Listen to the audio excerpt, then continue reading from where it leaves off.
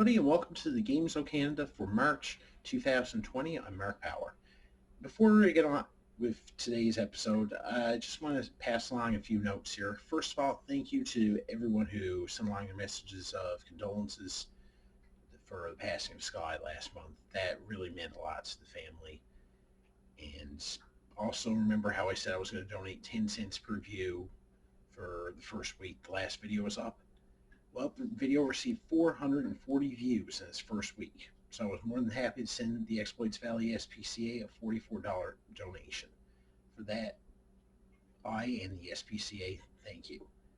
And I also want to say thanks for the fact that last month's video, there was a lot of mistakes in it, and I want to apologize for that. Obviously, there was a lot going on last month, and I really wasn't in the right frame of mind. So I'm not going to let that happen again. But now with all that out of the way, let's talk about March month here at Games of Canada.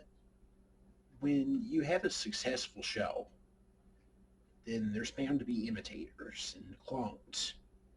And Beat the Clock, although Mark Goodson said it was his least favorite out of all the shows he's created, there were some clones out there.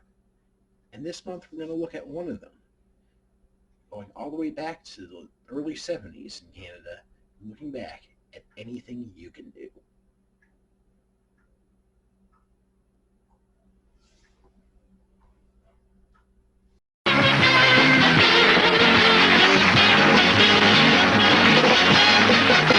It's a man's world.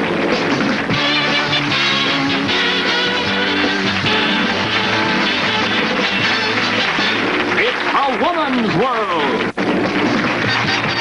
It's the battle of the ages. It's the battle of the sexes. It's anything you can do.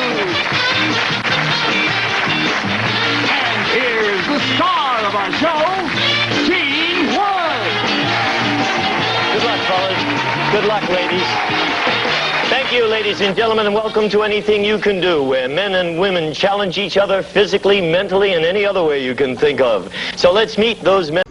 Anything You Can Do was a short-lived Beat the Clock variant clone, excuse me, that ran from 1971 to 1974 and was taped in a small studio in Ottawa, Ontario, airing on CTV in Canada and in syndication in parts of the United States. The host is the late great Gene Wood.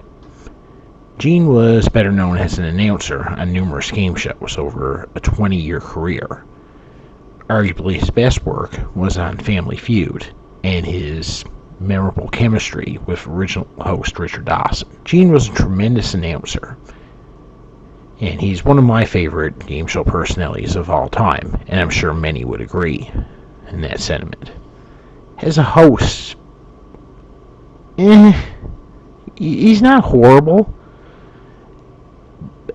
but he's not great either. This and the revival of Beat the Clock, which was also being produced in Canada at the same time, served as his only two hosting gigs of his career.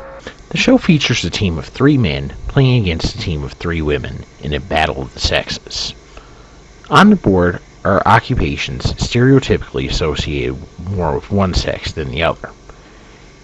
Each team alternates choosing one occupation associated with the opposite sex, and in turn, each team attempts to complete a stunt related to that occupation in some way. The team has up to 90 seconds to complete the stunt, and whatever time it takes them to complete the stunt is added to their score. After 2 rounds of this, a brain game is played, where both teams compete in a mental stunt, such as spelling or unscrambling a word or reciting a tongue twister. And again, the time it takes them to complete the stunt is added to their score. 2 more stunts are played, and the team with the fastest cumulative time at the end of the stunt wins the game and the day's grand prize. The losing team receives a consolation prize. So, it's a simple, lighthearted game, and it's a decent time waster, worth a few cheap laughs. Beyond being very much on the cheap side, it's not a horrible show, but it's nothing to write home about. I had briefly mentioned Gene Wood's hosting. My main problem with his hosting is, to me, he seems to come across as a bit too syrupy at times, and has a tendency to talk down to the contestants as if he's talking to children. But he knows the game, seems to be enjoying himself. He lets the contestants be the stars, and seems to be genuinely happy for them when they win. And he does deserve a lot of credit for dealing with the controversy behind the scenes of the show. Controversy, you say? Well, in the midst of the first season, Gene expressed concern to the producers of the show over the safety of the stunts. Producer Don Reed assured him that the stunts had all been tested and were perfectly safe. But this turned out to be a bold-faced lie. After their conversation, numerous contestants suffered minor to moderate injuries, and then one female contestant suffered a broken bone during a stunt in which she was required to throw newspapers at a target while riding a bike on a narrow line. She lost control of the bike, fell to the floor, and bit it hard. Gene then immediately stormed into the producer's office and told him to take the job and shove it. Well, maybe not quite in those words, but he did quit the show in protest. For seasons 2 and 3, he was replaced with Canadian actor Don Herron, who was best known for his portrayal of the character Charlie Farquharson on Hee Haw, and a few appearances on some other shows, such as The Red Green Show. Unfortunately, no episodes exist on tape of Don Herron's run, so I wouldn't be able to tell you how he did as a host. After Anything You Can Do wrapped up, Gene continued on with Beat the Clock in Canada, taking over for original host Jack Nars in 1972. He narrowly lost out on becoming Johnny Olsen's successor on The Price is Right to Rod Roddy. According to Price is Right's longtime producer Roger Dubowitz, he, Barker, and Mark Goodson felt that his voice was too harsh for such a light-hearted atmosphere. But despite that, he did do some voiceover work for the show during the nighttime version, which was hosted by Tom Kennedy, and filled in on a few occasions. Gene's final works would be voiceovers for Game Show Network during their early years, and he continued doing that until his retirement in 1998. Sadly, we lost Gene to cancer in 2004. Cancer.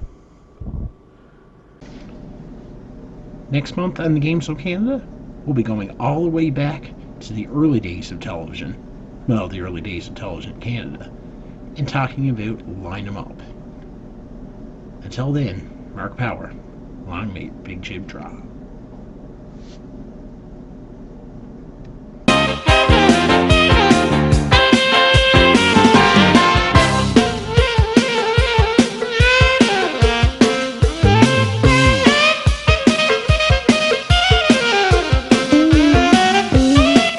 Become a Patreon backer at www.patreon.com/GameShowGumbo, or check out our website, www.GameShowGumbo.com.